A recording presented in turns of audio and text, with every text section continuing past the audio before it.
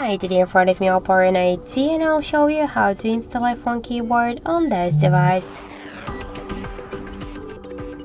So first let's open Play Store app to get the green Apple keyboard application.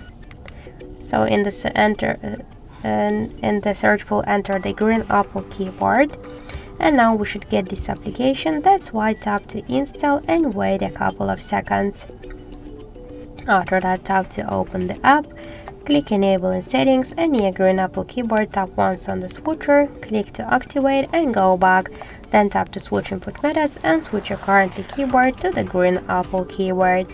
Now the process is finished, so let's use the app search to see the new look of our keyboard. And now we can see that this keyboard is so close to the iPhone 1 as all of these emojis. So that's it, thank you for watching, and if you find this video helpful, don't forget to leave a like, comment and to subscribe our channel.